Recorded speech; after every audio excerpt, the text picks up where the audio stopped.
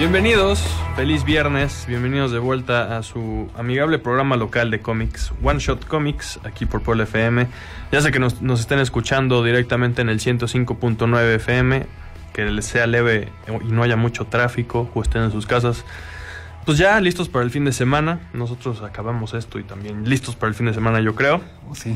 Hoy me acompañan Ed y Genaro, ¿cómo están? Muy bien, bien. Choqueados todavía con la noticia. Todavía. Sí. Y saludos, por supuesto, a todos los que nos están viendo también vía Facebook Live, que ya están aquí conectándose. Saludos a Fiona, a Karim, a Víctor, a Aldo y Miguel. Ándale. Y pues a los que nos están viendo después en YouTube, ¿qué onda? Saludos a ellos también. A los del futuro. Hoy, como podrán ver aquí en el título que puse en nuestra transmisión en vivo, y como era obvio, vamos a dedicar el programa a hablar sobre Steve Ditko. Esta semana, ¿qué fue? Como no, fue el fin de semana, ¿no? El sábado salió la noticia en la noche que había muerto el señor Ditko. Parece que ya tenía unos días. Sí, el cuerpo lo descubrieron sin vida el 29, pero digo, se especula que pudo haber muerto 1 o 2 días antes, pero bueno, digamos que la fecha oficial en la que están poniendo 29, su muerte, ¿no? Es el 29 de junio. Y eso, esa circunstancia de que lo tuvieron que ir a encontrar solo en su departamento, ya habiendo fallecido, habla un poco de su vida y su carácter en general, que ya entraremos a detalle. Pues podemos arrancar, yo creo que de una vez, y empezar más o menos por el principio, porque en general yo creo que podemos decir que era un tipo bastante misterioso, pues bastante reservado. Nunca, o sea, a lo mejor que habrá de entrevistas que se conozcan con él, habrá a lo mejor 2, 3, una cosa así. No, de hecho hay varias entrevistas, pero él se caracterizaba principalmente en él como artista, él no le gustaba dar entrevistas ni que le sacaran fotos ni video ni nada, porque él decía que lo que para él valía era lo que él hacía, su trabajo era el que y no su carácter. Entonces, que la verdad es que por eso no tenía por qué tener y si buscan, hay literalmente a lo mejor 4 fotos conocidas suyas y una ilustración suya, un autorretrato prácticamente, bastante caricaturizado, y hasta ahí. Ahora, ¿cuál fue la obra de Steve Ditko? Para los que a lo mejor no lo conocen de nombre, pues, más famosamente es co-creador o creador, también vamos a discutir obviamente ese estatus, de Spider-Man y Doctor Strange. Son los 2 personajes yo creo que más famosos.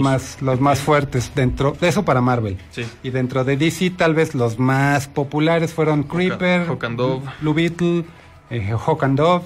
Y digo, trabajó para infinidad de editoriales, Charlton. Hizo muchísimos cómics. En Charlton estaba The Question. Que básicamente sin eso, pues eso sirvió como base de inspiración para algunos personajes de Watchmen, por ejemplo. Para Rorschach. Pues desde ahí, o sea, tenemos a Alan Moore, era un gran fan de Steve Ditko, por ejemplo. Entonces basó algunos de sus personajes de Watchmen. Sí, de hecho, el propio Moore sí quería usar directamente esos personajes. Ajá, el propio Moore en alguna ocasión sí declaró que Rorschach es mitad de Question y mitad Mr. A, que es otra creación, creación bastante oscura, pero yo creo que dentro de es que aparte creo que no se encuentran reimpresiones de nada de Mr. A o el señor A. No, porque mayormente se empezó a publicar en fanzines. Uh-huh. Y era como ahora sí que como su obra, yo creo que más personal. Y digo, nunca la he leído, pero los que la han leído dicen que los es tal vez más pirada. Sí. Más pirada que Doctor Strange. Ajá. Todavía. Entonces, bueno, es alguien que influyó muchísimo, ya nada más con esos poquitos que mencionamos. Tenemos fans suyos y de una vez les recomiendo que chequen, está en YouTube disponible, dura 1 hora, un documentalito que se llama En busca del señor Ditko, uh-huh, o In Search of Mr. Ditko. Está en inglés, no lo encontré con subtítulos, pero bueno, ahí se lo pueden echar, que creo que en realidad es como un capítulo dentro de una serie de la BBC dedicada a la historia de los cómics. Entonces tienen todo un capítulo dedicado a Steve Ditko, está súper divertido aparte, dura 1 hora. Muy, muy cotorro, tienen ahí testimonios del mismo Alan Moore, de Neil Gaiman, de varias personas que trabajaron con él, algunos editores de Marvel, como ¿cómo se llamaba este cuate? No lo recuerdo. Se me fue horrible. No es Ketchum, no me acuerdo. Uno que consiguió sacarlo del semi-retiro fue Jim Shooter. Ajá. Cuando se lo llevó a Dark Dominion en Broadway. Ok. Pero 2 o 3 números después se salió Ditko porque dijo que era too weird for me. O sea, muy raro. Muy raro. Incluso para... Y él era raro, o sea que sí, debe haber sido otra cosa del otro mundo. Entonces, más o menos en general, eso es, como ya dijimos, era un tipo muy reservado, muy excéntrico, hasta por momentos, en el sentido de que a todo mundo lo sacaba de onda la forma en la que se conducía. Hay muchos testimonios, por ejemplo, ahora empezaron a salir, obviamente, después de su muerte en Twitter, muchos testimonios y de, pues yo una vez le hablé por teléfono y me dijo que no. Así a todo el mundo mandaba a volar para todo, ¿no? Pero, ¿sabes qué? Curiosamente, a reserva de que sí era muy introspectivo en cuanto a su obra y no le gustaba dar entrevistas, ni fotos, ni nada del estilo, era muy sabido y en estos días uno de sus últimos amigos que ha estado reimprimiendo obras, que se llama Craig Joe, obras de Ditko, ahora sí que nadie conoce en tomos porque él tiene una editorial.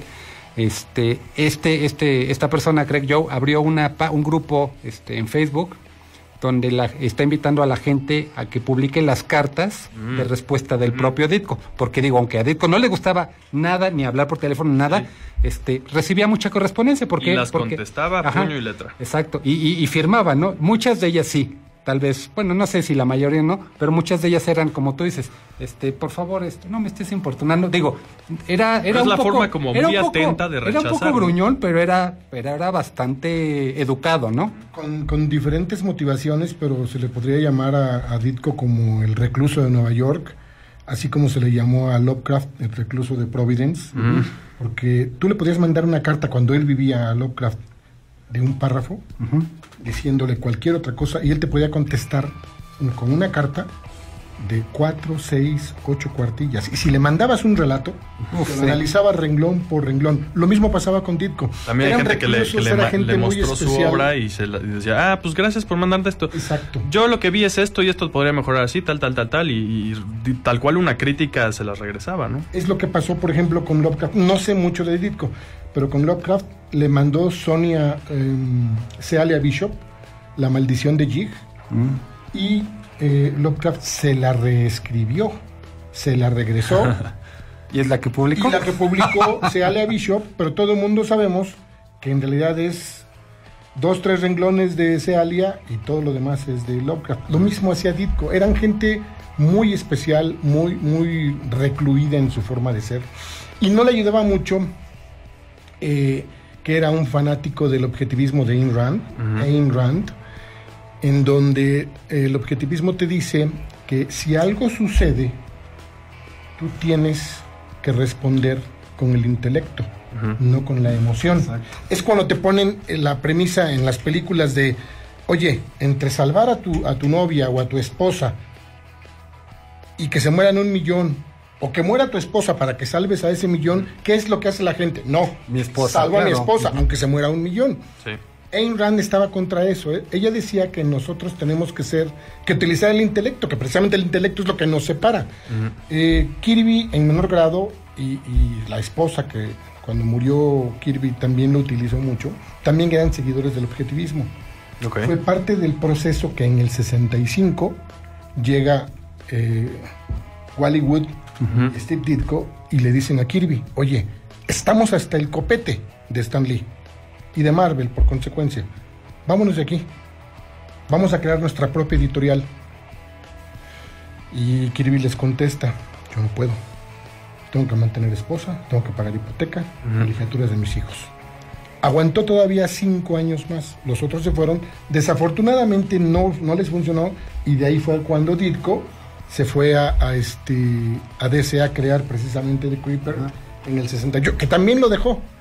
En el número 5 fue el último que hizo, y el sexto ya no había hizo como la mitad del sexto. Sí, 11 páginas que se supone que las redibujaron. No es realmente él, pero tomaron sus dibujos. La impresión, eran difíciles. La impresión que da es que era muy, como que más un artista hasta cierto punto. O sea, se enfocaba mucho más en su obra que en cobrar, por ejemplo, ¿no? Igual, obviamente nunca aceptó regalías, o sea, aceptaba su paga por lo que él entregaba. Pero sabes que muchos vecinos ahorita, como tú dices, ya ahorita que falleció, empezaron a salir muchas cosas, el mismo Dicko decía que nunca recibió regalías de las películas de Spider-Man, pero muchos vecinos suyos que finalmente tenían cierto contacto, sí han declarado que sí recibía cheques de regalías, por lo menos de Spider-Man. Okay. De Doctor Strange, yo creo que ya no, pero de Spider-Man, yo creo que sí, porque aunque realmente Ditko terminó trabajando casi hasta todavía un par de años. Yo te iba a preguntar si sabías si esto que hablabas de su amigo que tenía una pequeña editorial es lo mismo, porque ahorita estaban sacando un Kickstarter con obra suya.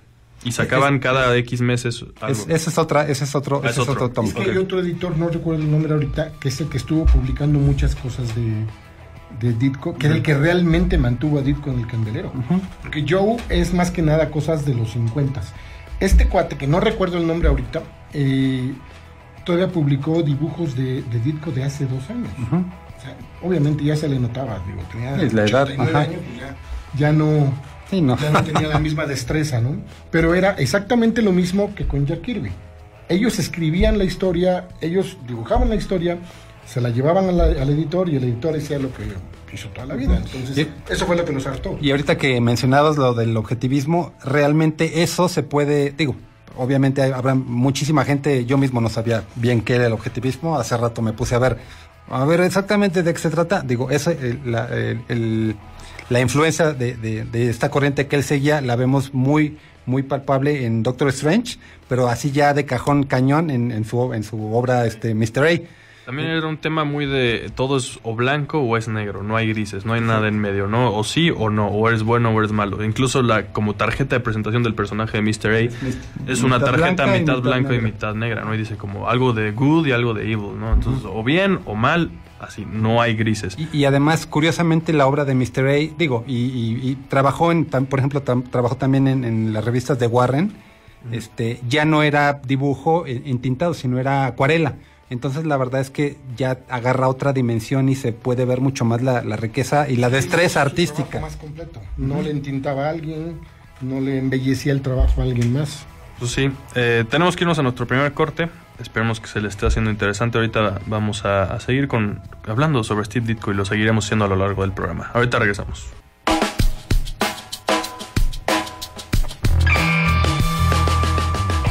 Pues espero que con esta introducción les hayamos dado una idea general de más o menos el tipo de persona, hasta donde sabemos, ¿no? ¿Qué era o tipo de Además, artista? no se le conocen, nunca se casó, no se le conocen hijos. En algún momento tiene un sobrino también por parte de una de sus hermanas, que también tiene el nombre de Steve Ditko y terminó siendo artista, no de cómic, artista de otras cosas. Vaya, okay. Y se le relacionaba con que tal vez podría ser su hijo, pero bueno, realmente no es propiamente que hubiera sido su hijo y no tuvo descendencia, ¿no?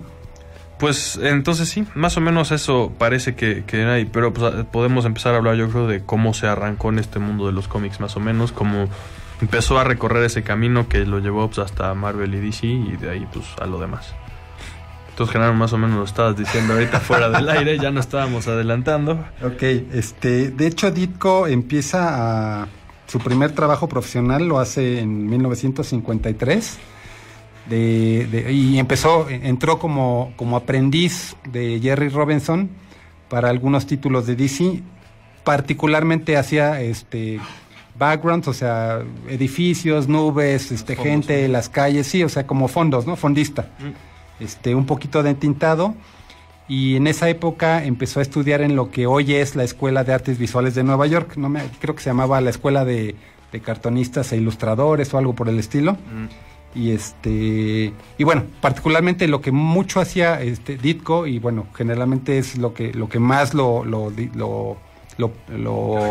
caracterizó, fue su trabajo en historias de terror, de ciencia ficción, como de cosas interdimensionales, monstruos, porque todo ese tipo si de no cosas. Han visto, si no ubican su arte, y pueden hacerlo, no están manejando algo por el estilo, búsquenla ahorita mismo.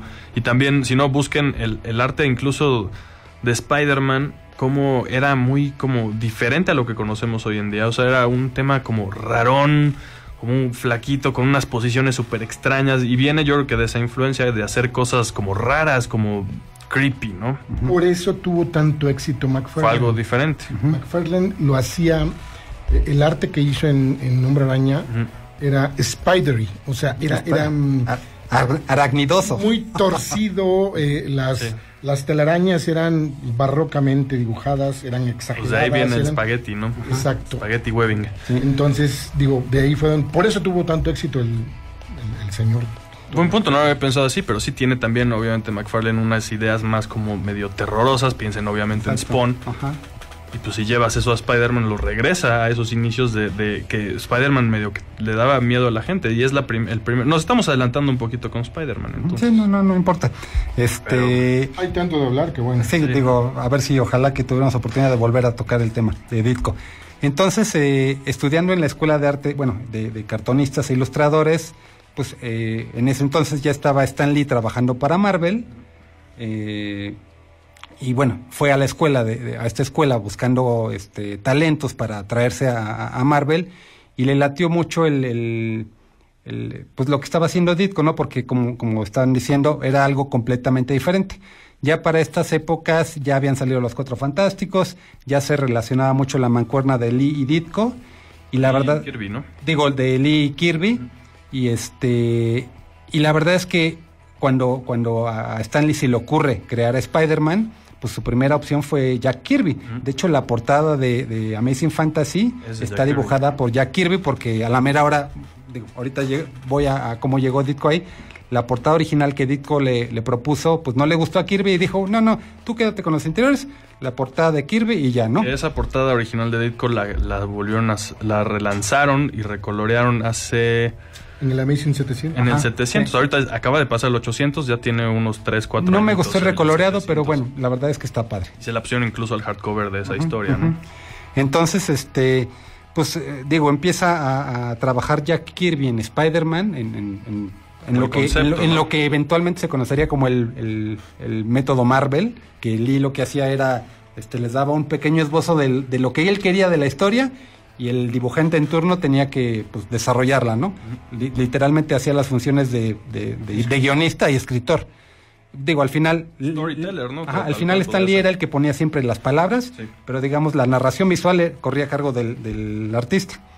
Entonces, pues Kirby, para Spider-Man, tenía la idea de hacer... Digo, obviamente ya estaba un poquito empezando a malearse con lo que estaba haciendo, tanto para Marvel como para DC, y quiso hacer un superhéroe demasiado heroico. Entonces, y digo, además le dio un origen como muy raro, porque Spider-Man de Kirby tenía un anillo mágico, y tenía... Hay algunos dibujos, por ejemplo, tenía unos dibujos míticos, que aparte hay uno que ya salieron a decir que es totalmente falso, uno que se parece como a Ant-Man, que tiene como unos goggles. No es un dibujo, es más bien un dibujo que agarraron de Giant Man y lo medio movieron y dicen que ese es el que podrían encontrar. Pero hay un dibujo de Ditko del diseño original de Kirby, y por eso más o menos tenemos una idea de un personaje que se veía casi como que el Capitán América. Exacto, sí, era fornido, era nada que ver, dobladitas, ¿no? Y digo, finalmente Stan Lee ya le había dicho, quiero que sea quiero que sea un joven, y digo, como que toda la parafernalia que Stan Lee quería que hiciera, ¿no? Entonces, cuando Kirby le presenta las primeras 6 páginas, me parece, y Stan las ve, dice, oye, híjole, esto como que no me late, esto no es lo mío. Aquí no iba. Y es cuando le pide a Ditko, que ya tenía algún tiempo empezando a hacer, trabajando en obras de rellenos para ciertos cómics cuando les hacían falta páginas, con historias de misterio, de terror, de ciencia ficción. Le dice, oye, trabájame esto, por favor, y a ver qué se te ocurre, ¿no? Entonces, en esta época, Ditko compartía un cuarto con otro artista que se llama Eric Stanton, que se le conoce en el medio como un artista de fetiche, de obra fetichista, y llega con Eric y le dice, oye, pues fíjate que me dieron esto. Entonces pues empezaron a pelotear, ¿no? Porque entre ellos era muy, muy sabido que los dos siendo artistas, a veces, se les juntaba la chamba. Entonces, a veces uno entraba al quite con un poquito de tintas o fondeo o cositas por el estilo, ¿no? Se apoyaban. Entonces, pues finalmente Ditko empezó a desarrollar a Spider-Man, y él creó el clásico disfraz, su traje rojo y azul, las telarañas, y lo que separó mucho a este Spider-Man del resto de los superhéroes Marvel es que le cubrió completamente la cara. Cosa que, Stan Lee nunca pidió, pero a Ditko se le hacía como algo que tenía que ser para darle ese toque de misterio y finalmente ocultar el rostro infantil. Yo creo que fue sin querer queriendo. ¿No? Era un adolescente realmente. Sí. Ese era lo novedoso del personaje. Era el primero que no necesitaba al adulto, no era el Robin que necesitaba al Batman, ¿no? Era él solito era el héroe, y sobre todo, pues, como al estilo Marvel de principios. Pero es que en realidad tenía problemas. Ni siquiera era héroe por decisión, fue héroe por rebote. Exacto. No quería lo que le... Sí, no nació y dijo, pues yo voy a ser el héroe, ¿no? Entonces tiene sus poderes y por consecuencias extrañas luego le pasan tragedias y entonces medio aprende. Entonces le pasan cosas después también de la vida real y tiene que balancear obviamente la escuela y tal, y los problemas de dinero. De su tía, ser el paria de la escuela. Creo que fue medio de rebote el asunto de la máscara que cubre el rostro, que eventualmente la gente se empezó a identificar con el personaje porque prácticamente dices, pues es que yo puedo ser Spider-Man, cualquiera puede estar ahí atrás, ¿no? Y precisamente para esconder el hecho de que era un chamaquito. Que en realidad la gente se identificaba más con Spider-Man por el personaje civil, no por el superhéroe. No por el superhéroe. ¿Por qué? Porque todo el mundo decíamos. A mí nunca yo era como mucha gente en los 60s, 70s, o eras Rolling o eras Beatles. Entonces yo era Rolling y todo el mundo era Beatles. Entonces en todo el mundo el Hombre Araña tiene muchos fans, pero tiene muchos fans por Peter Parker, por el perdedor. Por eso cuando se casó, exacto, la editorial dijo, creo que la regamos. Y se tardaron un buen, pero decidieron quitarlo del matrimonio porque ya no se identificaba la gente con él. Y precisamente esta semana salió un nuevo Amazing Spider-Man número 1, en el cual, hablando de Peter Parker, todo el número se trata prácticamente de Peter Parker. O sea, obviamente tenemos acción con Spider-Man, y entonces sí, eso nos remonta muchísimo a las primeras historias, que lo que por lo que querías comprar el siguiente número era qué iba a pasar con la vida de Peter Parker. Encontró el trabajo, repente, sacó las fotos, consiguió la chica. De 1 de 4 números, ponle una cosa así, decías, van a echarse a Spider-Man, ¿no? Lo tienen sobre las cuerdas. Bueno, ok, pero los demás, en general, las historias de Spider-Man, pues las quieres seguir leyendo por lo que le está pasando a Peter Parker. Ya hablaremos más aquí en One Shot sobre ese Amazing Spider-Man número 1, pero creo que es una muy buena adición, un muy buen nuevo comienzo que nos remonta a ese Spider-Man más clásico. Para complementar eso, aún las historias de Spider-Man eran basadas en los problemas de Peter Parker. Un número icónico que hasta lo homenajearon en la película de Homecoming, que es cuando está levantando la maquinaria porque él está Amazing Spider-Man 33. Ese Amazing Spider-Man 33 no se trata de que el Hombre Araña derrote al enemigo. Se trata de que tiene que liberarse de la maquinaria para llevar la medicina a la tía May. Y tiene que encontrar la fuerza en sí mismo. O sea, también refleja mucha visión de Ditko, que ahorita que tenemos que irnos pronto a un corte, pero regresando yo creo que estaría bueno abordar la relación entre Stan Lee y Steve Ditko. Pero por lo menos en ese Amazing Spider-Man 33, que yo lo publiqué por ahí en Instagram, en Instagram de One Shot Comics, es eso, mucho es esa visión de pues, me valgo por mí mismo y como dices, no tengo que derrotar al malo, tengo que salir de aquí para ir a darle la medicina a la tía May, de hecho, yo creo que son las 2 o 4 páginas más icónicas de Spider-Man, digo, no solo de la tirada de Lee y Ditko, sino yo creo que de toda su historia, porque efectivamente a mí lo que me emociona mucho es no solo, digo, el hecho en sí, sino que Ditko, ahora sí que literalmente en 4 páginas estás viendo a Spider-Man atrapado, tratando de levantar, y hace una secuencia introspectiva maravillosa. La desesperación. Y sí te la transmite. Es súper como pues, un parteaguas, más o menos eso, que se tardaran 3 páginas con las primeras de 9 paneles, las siguientes de 6 y la última de 2 y luego un splash de una página. Es novedosa esa técnica, por lo menos en ese entonces lo era, esa técnica de narrativa gráfica. Yo ya prometí echarme una analizadita nada más de esas páginas, ya va a estar yo creo que la próxima semana en el canal de YouTube. Pero mientras, vamos a seguir hablando sobre la relación laboral más o menos y creativa que tenían Ditko y Stan Lee, ahorita que regresemos de este corte.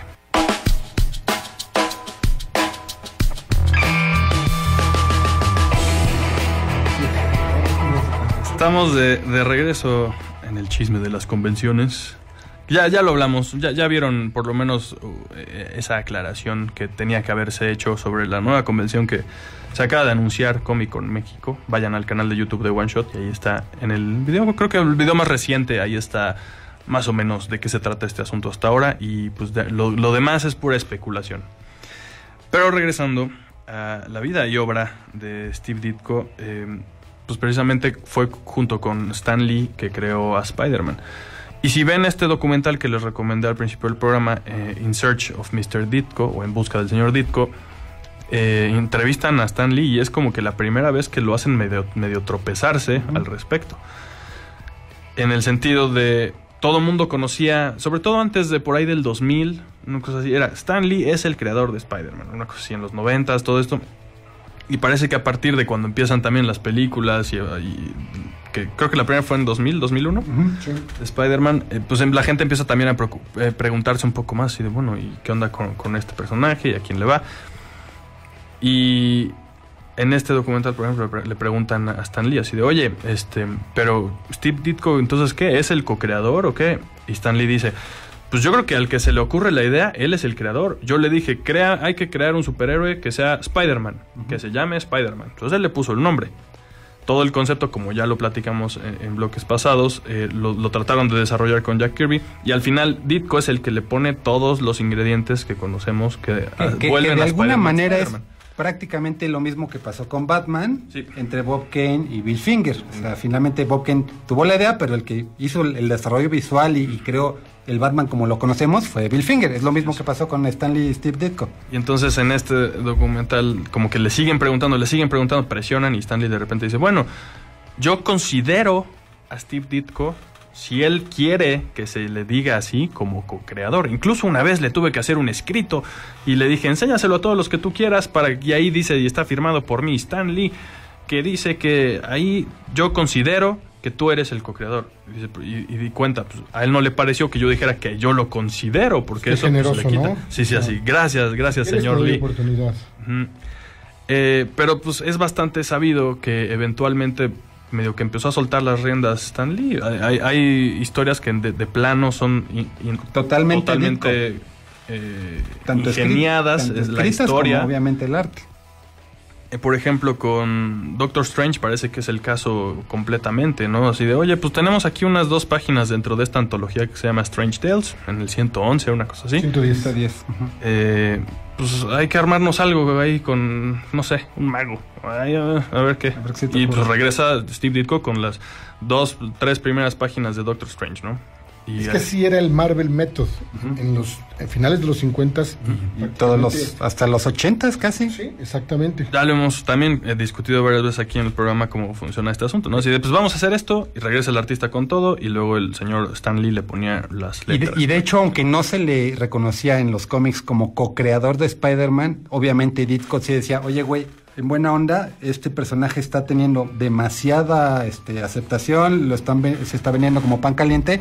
O sea, y además la neta es que tú no estás escribiendo nada, o sea, quiero que me des crédito como coescritor o algo, ¿no? Entonces, en el número 25 Uh-huh. es que ya aparece como coplotter y artista, ¿no? La primera aparición de Mary Jane. Uh-huh. Exacto.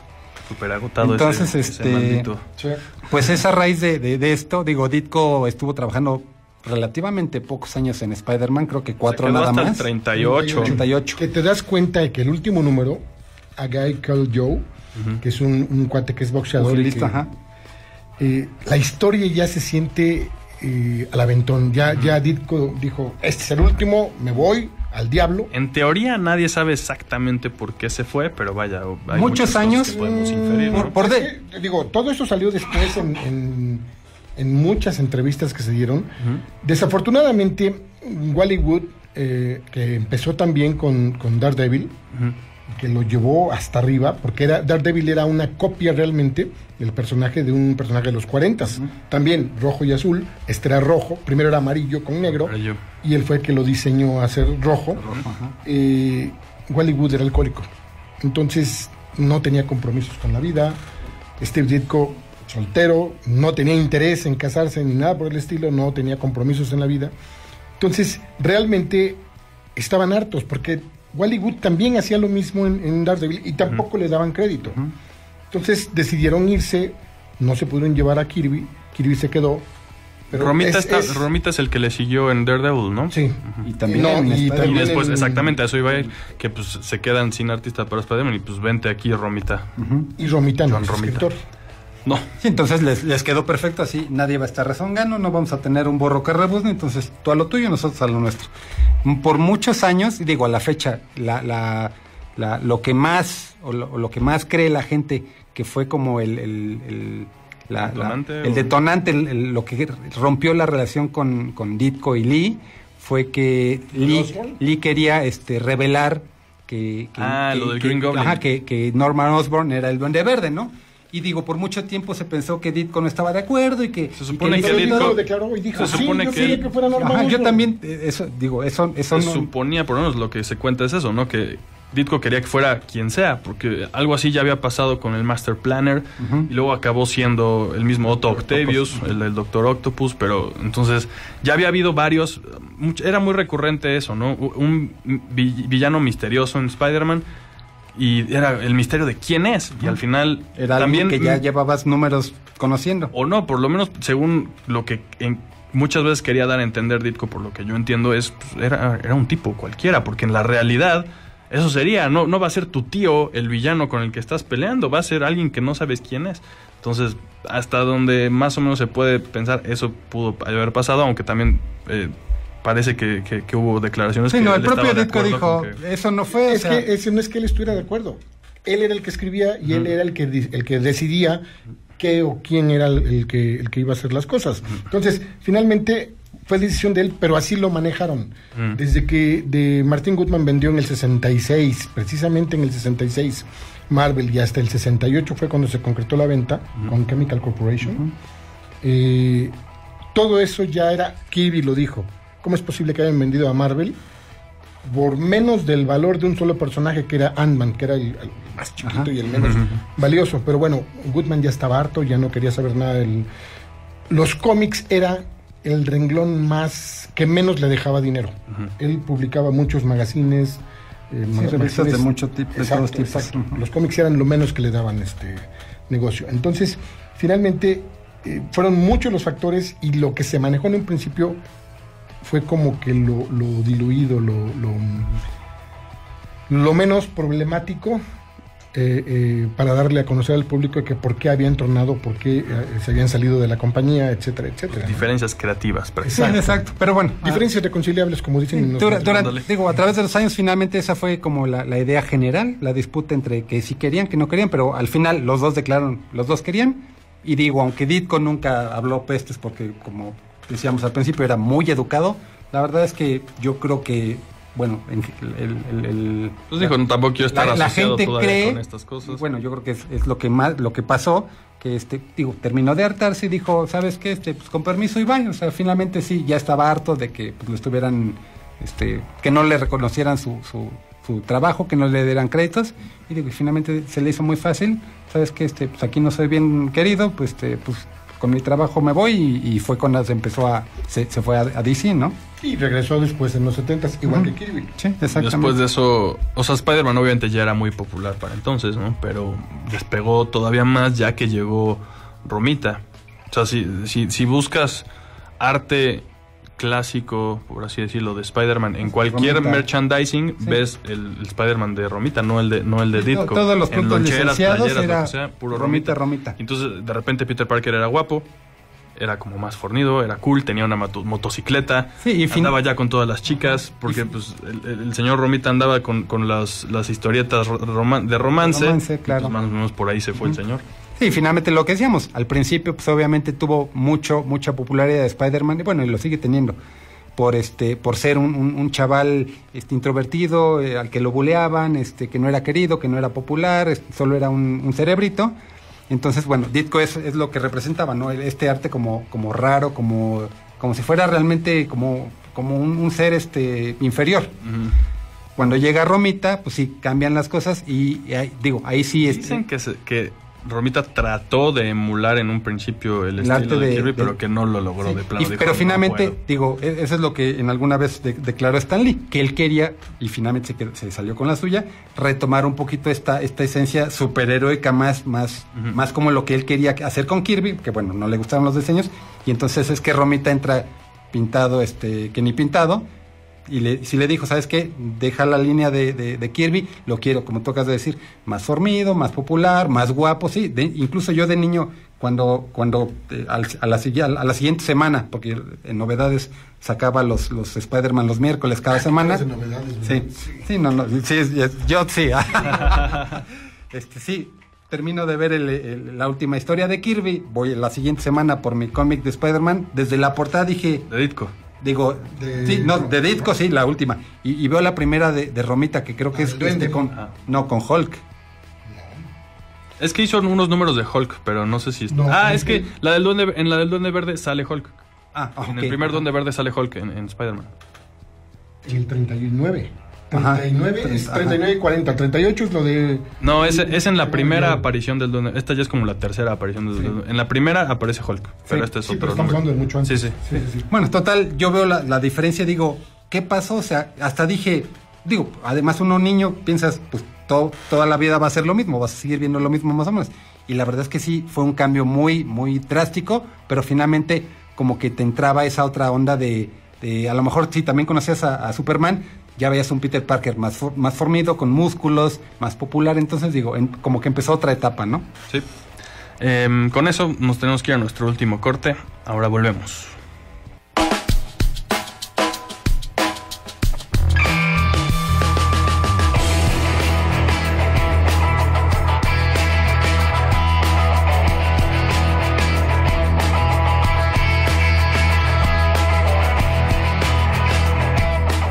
Ya estamos de regreso y gracias a todos los que están de nuevo aquí en Facebook Live. Miguel Torres, Aldo Cefo, Víctor Bonfil, Karim Altamirano, Fiona Fu, Jerry Ochoa, Babs Riot, saludos, Gio Pintor. Y aquí Raúl Valdés nos comenta, ese punto está bien chido, pero porque realmente el Peter Parker del que todo el mundo se enamoró, el ñoño perdedor, pero bien intencionándose, reflejaba cañón en la etapa Ditko. Cuando lo toma Romita se vuelve el carismático guapo que más bien era un loser, que cree que es donde retoma Raimi para su película.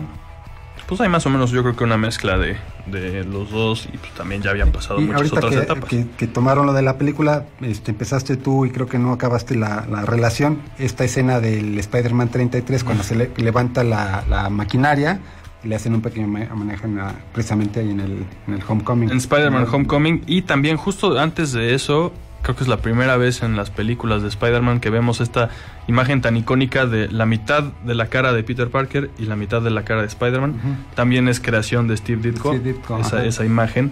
La primera fue en una portada súper chiquitito, sale ahí medio atrás y ya después en algún momento alguien más la usó ya en los interiores. Que de hecho ahorita que dices chiquitito también es una de tantas cosas que nunca vamos a terminar. Bueno, ya todos se van a llevar a la tumba. En los 60s y todavía hasta los 90s, todos los cómics de Marvel llevaban una pequeña cajita en la esquina superior izquierda, donde estaba una imagen del personaje titular del cómic, ¿no? A Ditko se rumora que se le da, que es el autor de estas pequeñas cajitas, con los personajes en cada cómic, que bueno, siempre Ditko lo negó, pero bueno, finalmente fue durante la etapa en la que él estuvo trabajando que se hizo todo eso, y muchos de los creadores, compañeros artistas que trabajaron en esa época con él, han declarado que él fue el que inició esto. Entonces, bueno, ahora sí que... Pues entre otras como legados, ya para tampoco clavarnos mucho más en otros asuntos, pues como ya lo había mencionado, por ejemplo, en esta misma historia del Amazing 33, y en muchas de sus historias, incluso también en las de Doctor Strange, usaba los 9 paneles. que se hacen mucho más famosos hasta mucho después en Watchmen, ya en el 80 y ¿qué? ¿5, 6 sale? 86, ajá. Entonces, pues ese es un impacto bastante grande que muchos todavía voltean a ver a Alan Moore, pero Alan Moore volteó a ver a Steve Ditko. Exacto. Y entonces no era común que metieran tantas cosas en paneles tan chiquitos. Y también si te pones a fijarte en cómo están estructurados cada uno de los paneles, ves clarísimo todo, aunque estén chiquitos y llenos de 8 párrafos de Stan Lee. Y el framing o los encuadres, cómo pones a un personaje adelante, otro atrás, los tamaños, todo este asunto como de un lenguaje, pues, se podría decir cinematográfico, pero en este caso es obviamente dibujado. Pues era un maestro también este señor, aunque también su estilo era también súper diferente, pero eso yo creo que marcó varias pautas. Sí, y así como Ditko, redefinió a los superhéroes con Spider-Man, en cuanto a concepto, visualmente, es lo mismo que hizo ya visualmente con Doctor Strange. Uh-huh. Porque en esa época, durante los 60s, por ejemplo, no sé si muchos han leído historias clásicas de Jack Kirby. Jack Kirby era muy fan de hacer como tipo como de collage, de cuando entraban a mundos, iban en el espacio, a mundos subatómicos, a la zona negativa, hacía como todo su background era un collage de imágenes de maquinaria reales, con una trama de puntillismo y los personajes dibujados. Esto mismo de alguna manera lo trasladó o lo hizo en su propia versión Ditko con Doctor Strange, con todos estos fondos psicodélicos y alucinógenos, cuando entraban las realidades alternas, a los universos paralelos, a todo este rollo. Incluso muchos que llegaban al Marvel Bullpen, donde trabajaban todos los artistas, sí les decían, oye, y Ditko no se fuma algo, sí que se mete, o sea, porque está muy alucinado. Y digo, a la fecha nunca se le conoció que Ditko consumiera drogas ni nada. Entonces, la verdad es que fue algo que lo caracterizó mucho, sobre todo en toda su corrida durante Doctor Strange. Era como un personaje de culto en algún momento para los hippies, que sí se tomaban un ácido y se ponían a leer a Doctor Strange. Y decían, seguramente este cuate que dibujó esto estaba igual que nosotros, ¿no? Y sí, si se ponen a ver, busquen, obviamente también en Google, si no lo ubican, busquen arte de Doctor Strange por Steve Ditko, y sí, para la época eran cosas extraordinarias. Sí, y además, un poquito lo que marcó la popularidad de Doctor Strange fue precisamente que, aunque era un superhéroe también, como lo fue Spider-Man, completamente diferente. No tenía propiamente poderes, no se iba a los puñetazos, era como algo más metafísico, y finalmente lo que decíamos, ahí es cuando Ditko empieza a meter mucho su onda del objetivismo, ¿no? Como que la percepción y la realidad y todo. Su propia determinación. Era un neurocirujano. Exacto. No era cualquier cosa. Sí. Eso fue lo principal que definió al personaje. La película que sacaron hace un par de años fue lo más cercano que he podido ver al cómic de un personaje en eso, y Pantera Negra de Kirby. Los dos son muy cercanos. Tuvieron que llegar al juicio y que perdiera Marvel para que hicieran las cosas más bueno, pero finalmente Doctor Strange, fue en la mejor época en la que lo hubieran podido realizar, porque no me imagino ese tipo de efectos, o que hubieran podido conjugar esa psicodelia hace 15 años. Y sí, efectivamente, yo creo que en la película de Doctor Strange adaptan bastante bien, obviamente trayéndola ya algo un poco más moderno, pero mucho de obviamente los personajes son creados por Steve Ditko. Dormammu, por ejemplo, ¿no? Mordo, es muy diferente el Mordo que vemos en la película al original, que más bien era como un viejo ahí con un ojo medio chueco, ¿no? Pelón, era otro rollo. Pero al fin y al cabo son personajes de Ditko y conceptos extraña suyos. Nada más. Desde el primer... seguramente la veremos en la siguiente película. Ya está es más, creo que ya comienzan a filmar ya la 2. Sí, sé que está confirmada, no sé si ya están para 2020. Pero sí. Desde la primera aparición de Doctor Strange vemos este concepto de cómo él se sale de su cuerpo y es su forma astral, como la conocemos hoy en día. Desde el primer la primera historia chiquitita de Doctor Strange tenemos eso, y ahora lo vemos ya en la pantalla grande, como repetimos, bastante bien adaptado, yo creo. Sí. Entonces, bueno, Ditko sigue trabajando para DC, incluso llegó a dibujar al propio Batman en una historia, en el primer número de una historia de 2 partes de Man-Bat, donde hace un Batman bastante, yo creo que bastante similar a lo que Bob Kane y Bill Finger quisieron en su inicio, porque en esta historia nunca Ditko deja ver el rostro de Batman. Sí, se ve todo el tiempo siempre está como en sombras, en penumbras, y lo hace realmente algo como más terrorífico para los villanos que está combatiendo, ¿no? Llegó a dibujar a Superman para un pin-up del Superman 400, me parece. Sí, busquen esta imagen o imágenes de Batman de Ditko y se van a acordar, los que ya estamos en esta época, se van a acordar de Batman Beyond.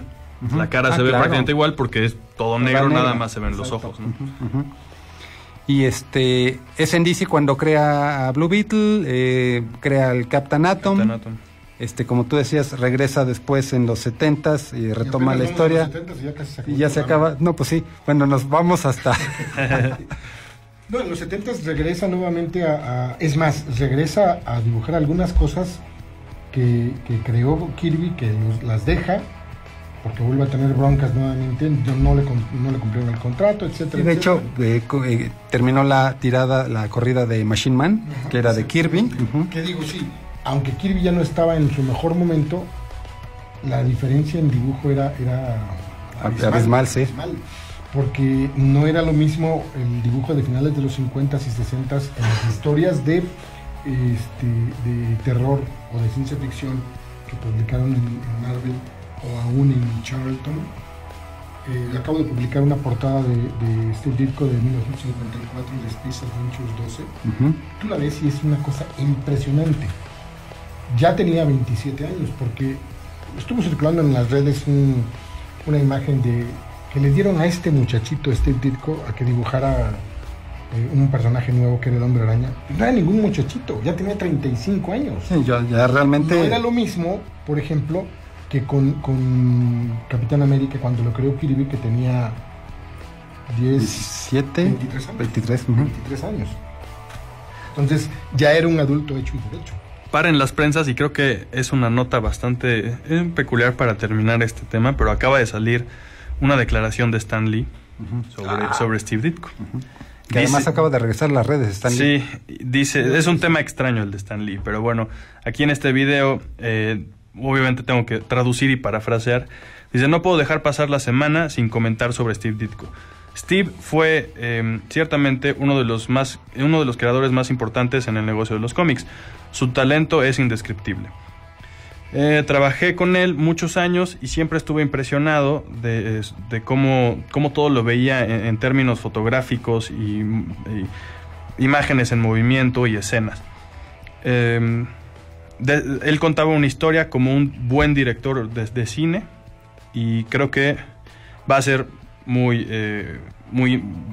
se le va a extrañar mucho por el público y por sus fans. Muy diplomático el señor Lee, supongo. Es que no puede decir otra cosa. Sí, pues no. Afortunadamente no hay heredero, si no tendría una mega bronca encima nuevamente. Y también faltaría que se acordara bien de todo el señor Stan Lee, que ya lo vemos un poco. Pero oyendo esa eulogía que hace el señor parece que estoy escuchando exactamente lo mismo que dijo en los 60s de otro autor, otro dibujante, que se llamaba Joe Manili.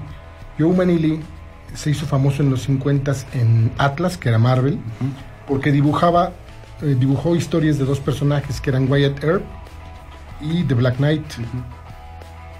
Stan Lee lo dijo en los 60s: si Manili no se hubiera muerto en 1958 y Kirby no hubiera llegado a Marvel, él sería el nuevo Kirby. Y habló exactamente lo mismo de él, que era algo maravilloso, que era algo increíble. Y esto es en los 60s o 70s, o sea, antes de que Stan Lee comenzara a tener problemas de memoria y de situaciones de ese tipo. O sea, es muy diplomático el señor. Sí.